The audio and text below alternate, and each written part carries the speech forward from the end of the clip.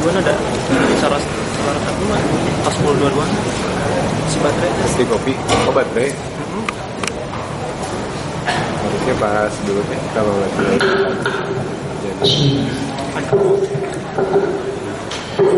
Assalamualaikum warahmatullahi wabarakatuh.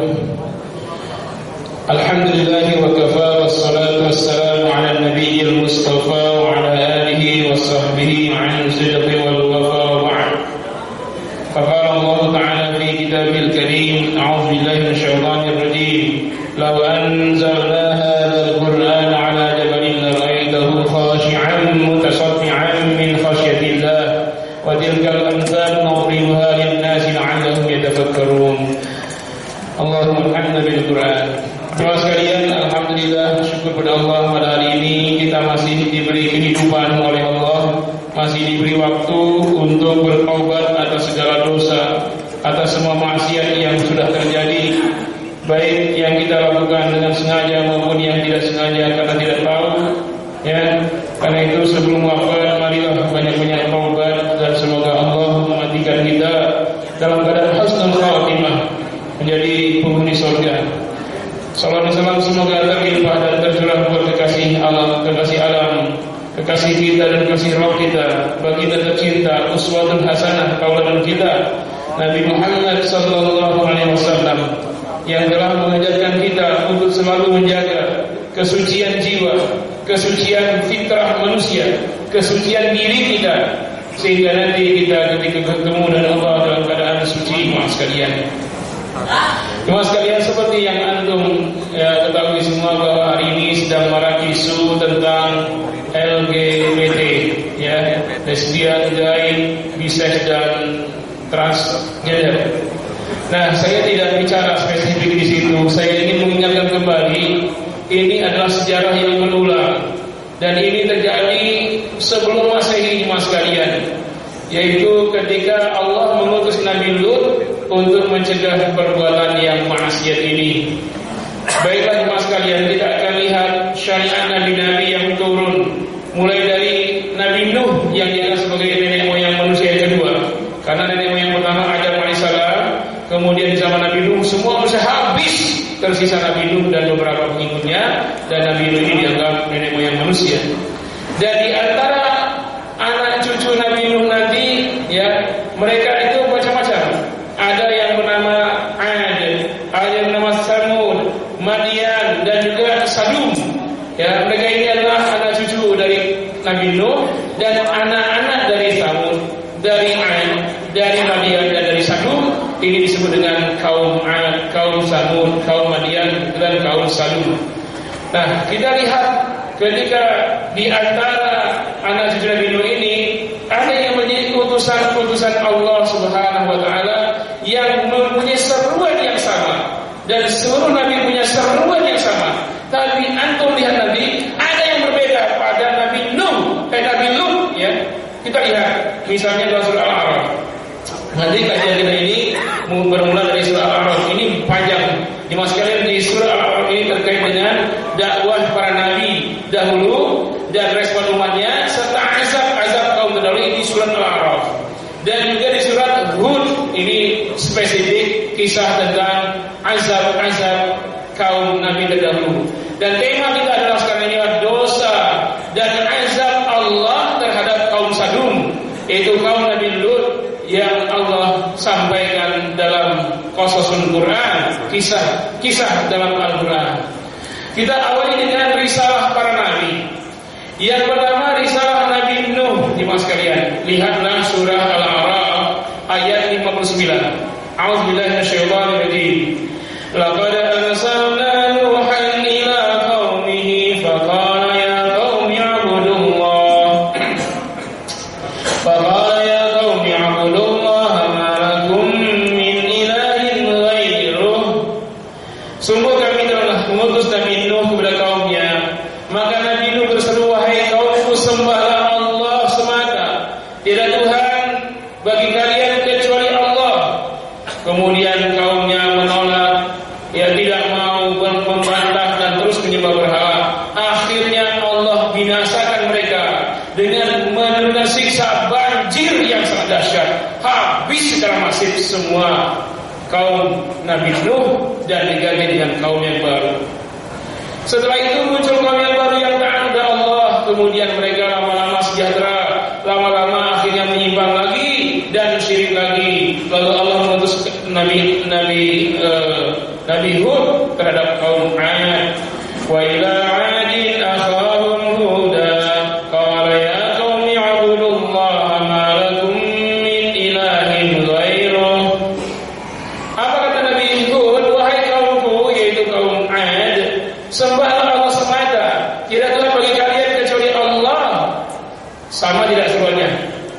Sama ya, menyuruh menyembah Allah dan menjadikan Allah satu-satunya sembahan dan juga ilahun Tuhan. Nah, respon kaumnya juga sama.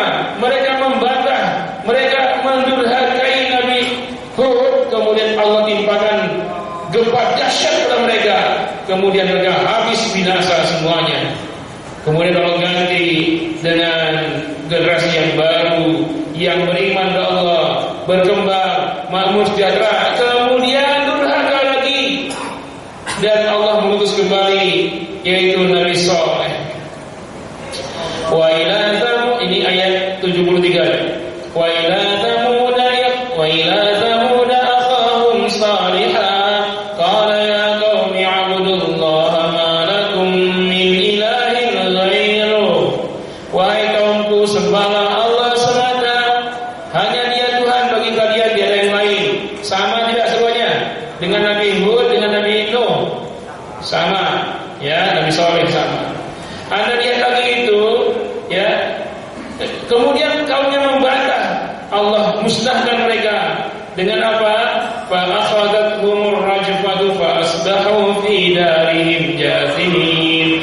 Kalau menimpa kepada mereka gempa dahsyat ya, yang tercabut mereka itu dari negeri mereka. Fa asbahu fi darihim jathimin, maka menjadilah mereka di negeri mereka itu menjadi mayat-mayat yang bergelimpangan. Kita lihat lagi seruan Nabi Syuaib ayat 85 dari surah Al-A'raf. A'udzu billahi minasyaitonir rajim.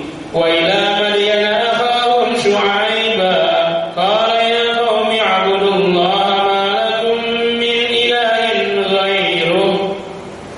Wahai kaumku, sembahlah Allah, tiada bagi kalian kecuali Allah sebagai Tuhan. Sama enggak semuanya? Sama. Lalu kaumnya membantah juga. Lalu Allah Subhanahu wa taala yang menurunkan bencana apa? Fa akhadathumur rajfatu fa asbahu fi darihim jathimin. Ayat 91-nya. Dan Allah timpakan kepada mereka gempa dahsyat, lalu mereka bergembira menjadi mayat-mayat berserakan di negeri mereka oleh masa itu.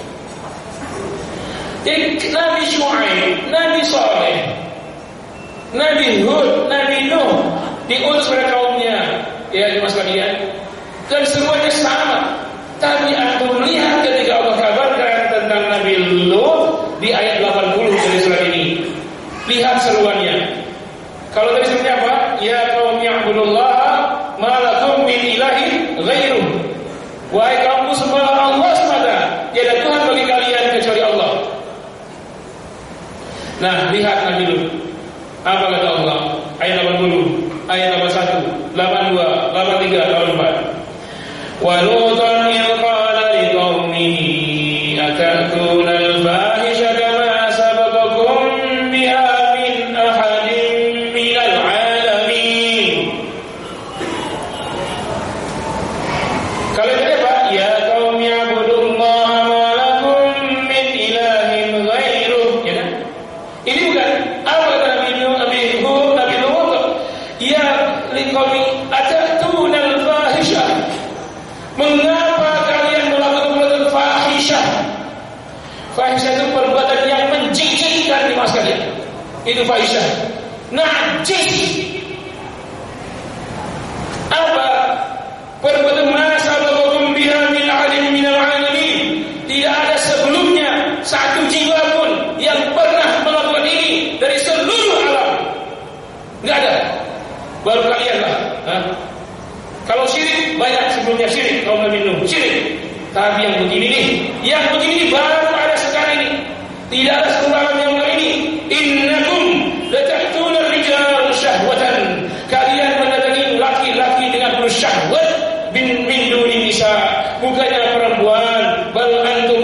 musrifun. Bahkan kalian umat yang sangat melampaui batas.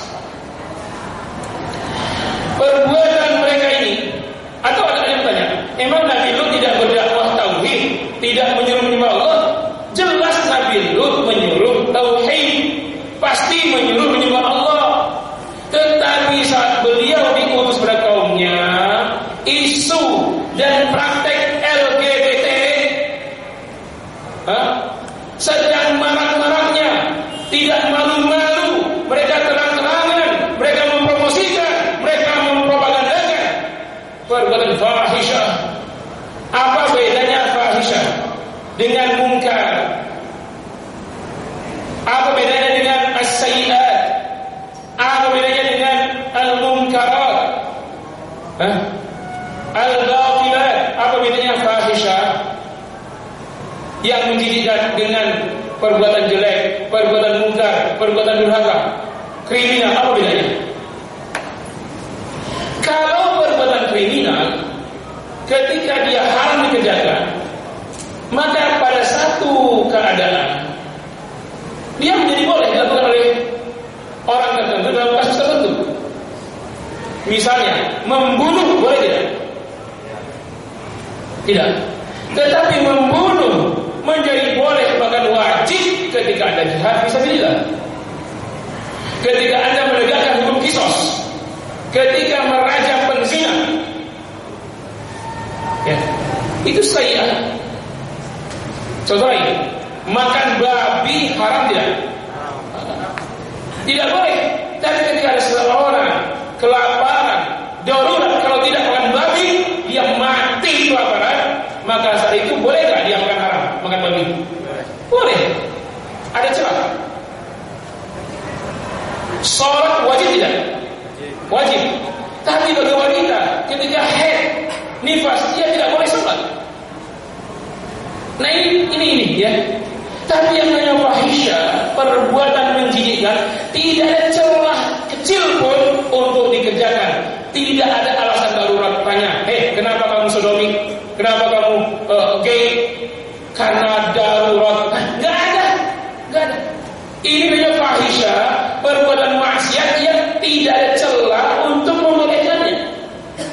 Sedangkan kedurhakaan yang lain memang diharamkan, dilarang, tapi ada kondisi tertentu yang orang boleh mengerjakan yang terlarang.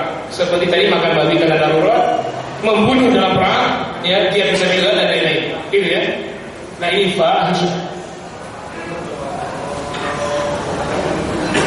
Apa kata Allah Subhanahu wa taala? Ma sabaqakum biha. Tidak pernah ada satupun orang yang pernah mengerjakannya dulu, min ahadin, satupun makhluk, minal alamin, dari seluruh alam. Dan ada satupun yang mengerjakannya, Pak. Baik alam hewan, alam binatang, maupun alam jin dan setan, maupun alam malaikat, apalagi. Artinya ayat ini menandaskan setan pun, jin pun tidak ada yang homo. Ini masa bahakum biha min ahadin minal alamin, alam hewan. Tidak ada satupun hewan yang mengerjakan ini, maksudnya. Anda tahu ayam jantan? Ada ayam jantan dengan ayam betina.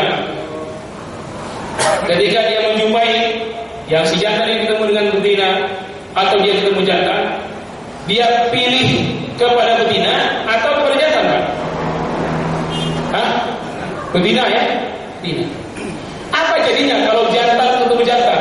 Dia kawin atau berpahing, Pak? Pahing. Bapak tahu kucing? Kalau kucing jantan ketemu kucing jantan, kawin atau berpahing, Pak? Berantem. Ya. Bahkan seanjing-anjingnya anjing tidak pernah kawin dengan laki. Nah ini ada manusia, laki ketemu laki, alasannya gen, alasannya apa, alasan itu cuma alasan cuma sekalian. Ini perbuatan yang sangat menjijikkan. Ya. Ada namanya Itu dari dalam diri. Ada namanya ghoriza, insting. Nah, namanya hajatul udhiyah itu kebutuhan pokok. Nah, ini dari dalam diri. Kalau tidak dipenuhi menyebabkan rusak atau sakit bahkan mati. Apa itu? Contohnya lapar, haus, itu dari dalam diri, Pak. Ingin makan, apa? Mempertahankan kehidupan. Kalau dia tidak makan 6 bulan mati. Nah, itu tidak itu. Memang dalam diri. Yang namanya ghoriza, insting, suka lawan jenis, itu karena rangsangan luar, bukan gen. Rangsangan luar, Mas sekalian. Karena dia melihat tayangan, terangsang. Nah, itu ghoriza, insting. Insting ini ada pada hewan dan juga pada manusia. Ketika dia melihat ada laki dengan laki, pertama biasa saja. Tapi karena sering, akhirnya menjadi keinginan. Yang sudah ingin mempraktekkan, yang sudah praktek kecanduan, tidak cukup sendiri ngajak orang lain. Itu karena rangsangan luar, nggak ada gen itu nggak ada. Yang ingin sodomi itu bukan karena gen, tapi karena keinginan, ada rangsangan luar. Dalam Islam yang ghorizatul naw, keinginan dengan lawan jenis itu lawan jenis itu. Nah, tapi jenis itu nggak ada, Pak. Dan kenikmatan seksual homo itu bukan kenikmatan hakiki. Kenikmatan itu kenikmatan fantasi, Pak. Seperti orang masturbasi dan onani itu. Kalau dalam Islam, kenikmatan berhubungan suami istri itu bukan kenikmatan fisik.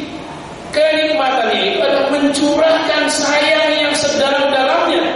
Karena sayang kepada istrinya, karena cinta sedalam-dalamnya dari lubuk hati yang paling dalam, dan dia berhubungan litaqarrub ila Allah, karena Allah, karena mendekatkan diri kepada Allah. Lalu ruhiyahnya menikmati, itu bukan fisik. Ruhiyahnya menikmati dengan penuh kasih sayang, mencintai istrinya, istri dan suaminya, lalu mendapatkan bonus yang namanya kenikmatan seksual. Jadi kenikmatan seksual itu dampak, bukan tujuan. Sedangkan orang kafir menginginkan kenikmatan seksual itu menjadi tujuan. Itulah yang dilakukan oleh binatang.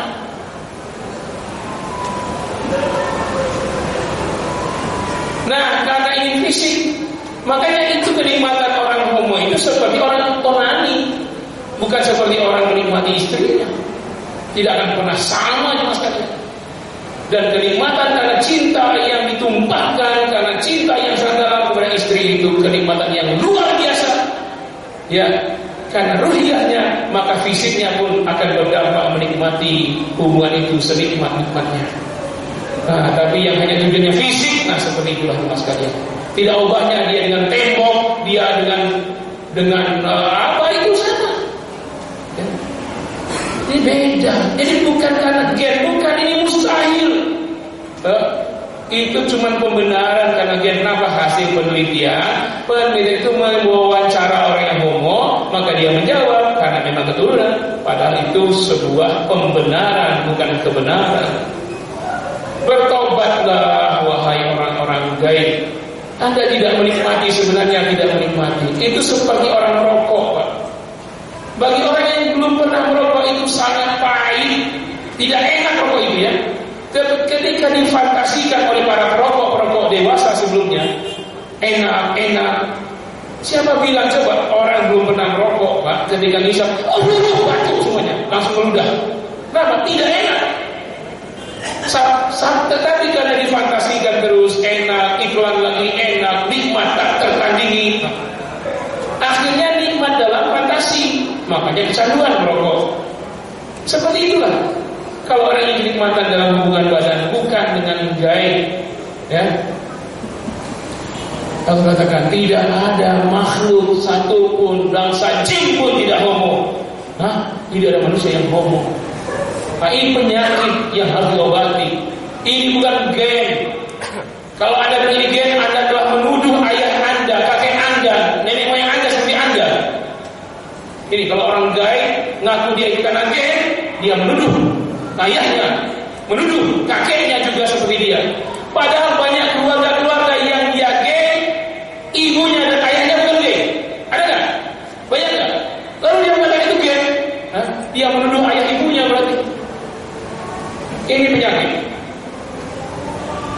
Nah ini, mas kalian, ketika didakwahi oleh Nabi Lut, apa jawabannya? Wa ma kana jawaba qaumihi illa an qalu akhrijuhum min qaryatikum innahum unasun yatatahharun. Tidak ada jawaban kaumnya ketika diajak Nabi Lut tinggalkan homo ini, kata Nabi Lut ya. Apa jawabnya? Hei, usir Nabi Lut dan keluarganya. Sok suci. Innahum unasun yatatahharun. Mereka orang-orang yang sok suci. Sekarang Pak, jadi kita ingatkan orang-orang begini. Apa jawabnya Pak? Sok suci itu, ya kan? Inilah jawaban kaum Nabi Lut, mas kalian. Ketika Nabi Lut mengingatkan apabila mereka sok suci itu, sejarah berulang. Bahkan di mas kalian ketika tamu Nabi Lut 2 orang malaikat datang. Malaikat datang tidak mungkin dengan wajah aslinya, nggak akan muat karena raksasa besar. Maka menjelma jadi 2 sosok laki-laki. Malaikat menjelma jadi laki-laki ganteng. Ganteng tidak Pak? Malaikat kalau menjelma laki-laki nggak ganteng, ganteng. Waktu malam hari datang, dibuka, lihat Nabi Lut, ada manusia 2 orang datang. Langsung ketakutan Nabi Lut, khawatir. Kenapa Pak? Takut diketahui oleh orang banyak. Kalau diketahui maka datang tokoh-tokoh masyarakatnya, RT RW-nya akan mendatangi orang ini supaya diajak berkencan. Saking takutnya Nabi Lut mengendus-endus dia ke belakang, melewati kamar istrinya. Baru si tamu ini ditaruh di kamar belakang, disuguhi, dihidangkan makanan, tidak makan. Ternyata malaikat. Si istrinya ini bukan lesbi, mas kalian, bukanlah orang kafir. Tapi lihatlah, istrinya ini nguping. Siapa yang datang? 2 tamu ganteng-ganteng. Malam hari itu Pak, ngerumpi ke sebelah tetangga, ada tamu laki-laki ganteng. Nah ini gibah ini ya, gibah. Ganteng. Nah tetangga bilang ke suaminya bilang, akhirnya menyebar. Hanya tempo 1 malam itu, tidak lama-lama sejak tamu itu datang, menyebar ke seantero kaumnya. Di rumah Nabi Lut ada 2 orang laki-laki ganteng bertamu. Dengan segera tokoh masyarakatnya Pak, RT RW-nya datang, buka pintu. Ada apa ini? Ayo, keluarin tuh 2 tamu, keluarin. Apa maksudnya kalian itu? Itu jangan pura-pura ya. Ayo keluarin. Apa? Kamu jangan bohong ya. Di dalam ada 2 orang laki-laki ganteng, kami ingin berkencan dengannya. Oh jangan, tidak. Nabi Lut berusaha dengan sekuat tenaga mencegahnya. Mencegahnya. Apa yang terjadi? Ketika tahu ada 2 orang tamu yang ganteng itu, Nabi Lut berupaya untuk mencegah mereka. Tapi kata Allah apa di sini? Ya wajahu qaumu yura'una ilaihi wa min qabl kanu ya'maluna as-sayyi'at qala ya qaumi haula'i banati hunna atahharu lakum fattaqullaha wa la tuhzununi fi dhaifi alaysa minkum rajulun syadid. Ayat 87 surah Hud. Surah 11. Kemudian datanglah kaum itu memaksa Nabi Lut. Ya. Apa kata Nabi Lut? Jangan. Ditegah Pak, sekuat tenaga. Tapi mereka memaksa sampai Nabi Lut mengatakan, wahai saudara-saudara, wahai bapak-bapak, wahai para tokoh, haula'i banati, ini anak-anak perempuan saya, cantik-cantik. Anak saya perempuan perawan, virgin, ting-ting, 24 karat, cantik jelita, putih mulus, hidungnya mancung. Ya, silahkan kalian menikah dengannya, saya menjadi walinya. Silahkan nikahi anak saya ini yang cantik-cantik. Sampai Nabi Lut mencegah mereka, mengatakan apa? Inilah anakku, fattaqullah, takutlah kalian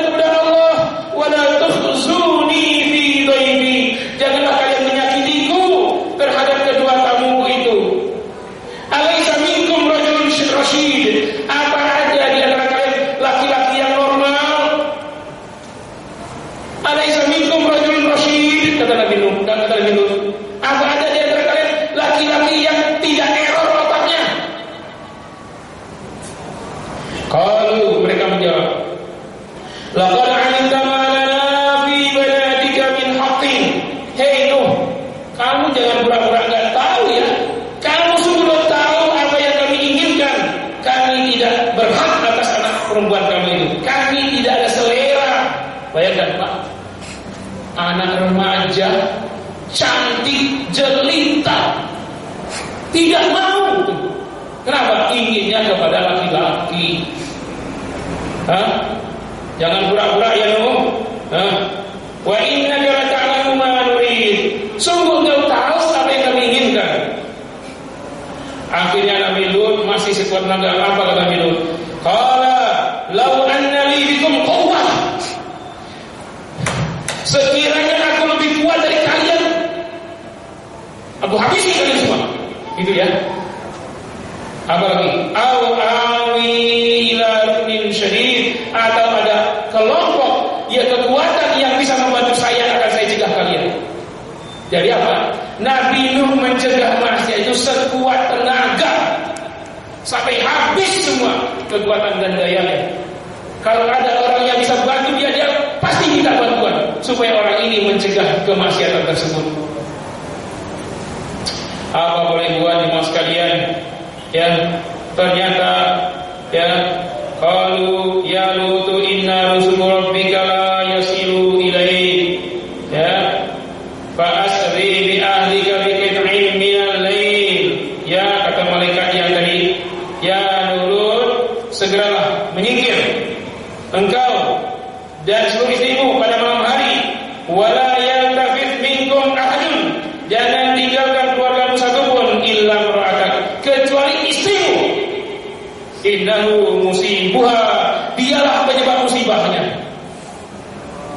Ma asobahum, sama akan ditimpakan musibah kepada mereka. Istrimu dan mereka akan ditimpakan musibah yang sama. Inna mu'iduhum as-subha, saat bencana itu di waktu subuh. Alaysa subuhu biqarib, bukankah subuh sebentar lagi? Menyingkirlah cepat dengan keluargamu, tinggalkan istrimu. Jemaah sekalian, istri Nabi Lut itu bukan pelakunya, bukan lesbi, wanita suci menikah dengan Nabi. Cuman kesalahannya memberitahu doang ada tamu laki-laki. Jadi yang menjadi maksiat itu adalah pelakunya, yaitu LGBT dan pendukungnya. Istri itu termasuk pendukung itu, kalau beritahu, bukan pelaku. Jadi ada LSM yang membela LGBT, ya kan? Ormas membela. Maka itu sama perannya seperti istri Nabi Lut. Mereka tidak melakukan, tapi mereka divonis sama. Apa vonisnya? Vonisnya di ayat surat Al-A'raf, ya, ayat 84. Wa amtarna 'alaihim mataran fanzur kaifa kana 'aqibatul mujrimin. Maka kami timbang hujan sederas-derasnya sampai banjir. Fanzur kaifa kana 'aqibatul mujrimin. Lihatlah bagaimana akibat orang-orang melampaui batas tadi. Hujan dahsyat sampai banjir, berarti sama dengan azab kaum Nabi Nuh. Apa itu saja Pak? Tidak. Kalau kaum Nabi Lut, kaum Nabi Hud, Nabi Saleh, Nabi Syekh dikasih gempa habis. Ini dikasih banjir. Apalagi ayat 82 surat Hud. Falamma jaa amruna ja'alna 'aliyaha safilaha wa amtarna 'alaiha hijaratan min sijilin mandud. Maka datanglah siksa kami jadikan negeri mereka yang atas jadi di bawah, yang bawah jadi atas, dibalik negeri mereka. Karena otaknya terbalik, dibalik. Wa amtarna 'alaiha hijaratan min sijil, kami hujani mereka dengan batu yang terbakar, meteor, hujan meteor, mandudi bertubi-tubi. Jadi, ya, kalau kaum Nabi Nuh dikasih gempa saja, kaum Nabi Nuh dikasih banjir saja, kaum Nabi Syuaib dikasih gempa saja, maka kaum Nabi Nuh dikasih banjir dahsyat, hujan meteor, gempa selama 7 malam 8 hari. Sehingga dengan gempa ini mas kalian, sambil gempa hujan meteor, batu berapi. Sementara inti bumi itu 6.000 derajat Celcius mendorong permukaan bumi mereka itu ke atas. Karena gempa terus kan longgar. Akhirnya lepaslah negeri mereka itu dari bumi ini, pum, naik ke atas. Sambil naik ke atas itu hujan meteor masih menghujani negeri kaum Lut, ya. Jadi ini negeri mereka, meteor terus berjatuhan, naik ke langit negeri mereka ini. Lalu ditembak meteor terus, akhirnya ditembak paling pinggir, terbalik. Ketika terbalik itu, kotanya di bawah, kampungnya di bawah, orang di bawah, di atas ini, ya ini bagian bawah bumi, dan ini masih ditembakin oleh meteor terus, sehingga akan ditembakin terus. Maka selain ditarik oleh gravitasi bumi, juga ditembaki meteor sehingga dia dijatuhkan lagi ke bawah tanah. Boom! Terbenamlah mereka puluhan kilometer ke dalam tanah bersama kampung dan kota mereka. Jadi azab Allah kepada mereka itu banjir, hujan batu, gempa dahsyat berhari-hari, dan negeri mereka aliha safilah, bagian atasnya dibalikan, tenggelam puluhan kilometer ke dalam tanah. Sekalian, ini amat dahsyat maksiat mereka, amat dahsyat azab Allah kepada mereka. Sehingga dengan merujuk Al-Quran ini tidak ada satu alasan pun membenarkan LGBT, dan jangan sampai menjadi pendukungnya, pembelanya. Maka kalau pembelanya itu kelasnya istri, padahal istri Nabi Lut ini tidak berzina, tidak lesbi, tidak maksiat, cuma memberitahu saja, tapi kena juga di mas kalian. Jadi ada yang mengambil peran kaum Nabi Lut, yaitu para gay-gay itu. Ada yang mengambil peran istri Nabi Lut, LSM, ormas yang membela itu. Nanti kalau azab Allah tiba, tidak hanya pelaku maksiat, yang solehnya pun kena musibah juga aja mas kalian, kena azab juga.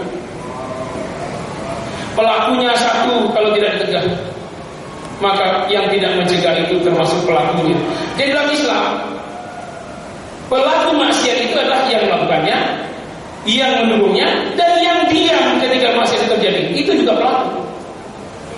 Contoh, ketika kaum Nabi Soleh, kaum Samud, ketika onta Nabi Soleh itu disuruh dipelihara, jangan dia sakiti karena minum air sumur. Mereka tidak boleh minum kalau tidak minum, tapi mereka boleh memerah susu onta setiap hari. Gantian besoknya mereka yang minum, mereka yang mandi, mencuci, lalu ambillah bekal untuk besok karena besok onta. Nah, keadaan ini tidak disenangi Pak oleh satu orang cuma, bukan satu kampung. Nah, orang yang tidak senang ini bangkit, idim ba'atha ashqaha, tiba-tiba bangkitlah manusia yang paling celaka. Dia ambil tuh onta. Faqala lahum, maka berteriaklah Nabi Saleh.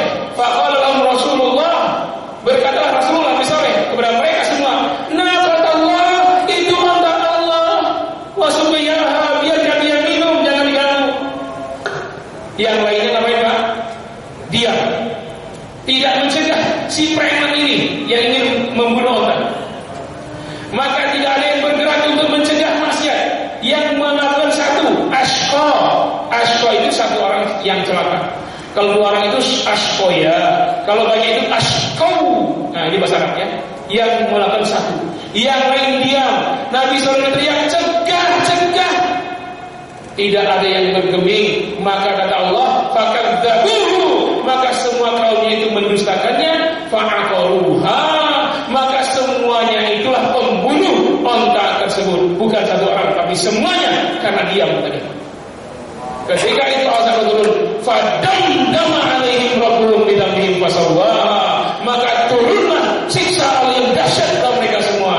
Fasawwaha, mereka mati bergelentangan di tanah, rata dengan tanah. Wala yakhafu uqbaha, Allah tidak pernah takut untuk menyiksa seperti itu. Jadi termasuk maksiat membiarkannya. Sehingga antum sebagai muslim tidak boleh mengatakan saya dalam perkara LGBT netral. Tidak boleh. Antum harus berpihak kepada Allah. Karena ayat-ayat Allah bukan kata-kata manusia. Di dalam acara ILC kemarin 2 hari yang lalu, saya sangat kesal ini.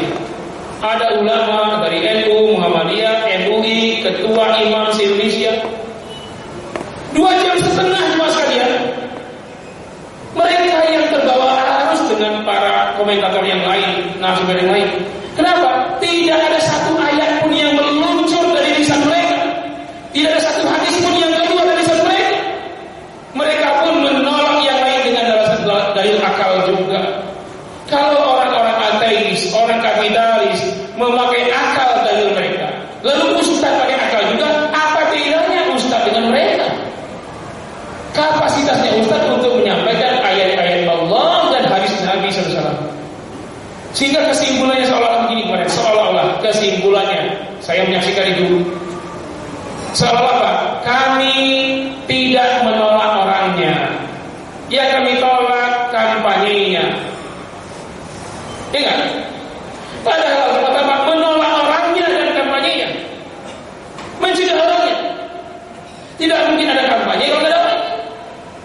Semestinya ulama berkata, wahai gay, kalian bukan gen, kalian terpengaruh lingkungan, marilah kesini bertaubat. Marilah kami berikan hidayah supaya kalian bertaubat, mensucikan diri anda, bertaubatlah, ada masa depan. Anda ada masa depan, sebelum wafat sempat bertobat. Ini mestinya, bukan begini. Kami tidak menolak orangnya, kami menolak kampanyenya. Itu kesimpulan salah. Mestinya ulama berkata apa? Wahai kaum homo, Anda manusia yang di dalam jiwa Anda Allah telah berikan potensi takwa. Maka bangkitkan potensi takwa Anda, segera bertobat.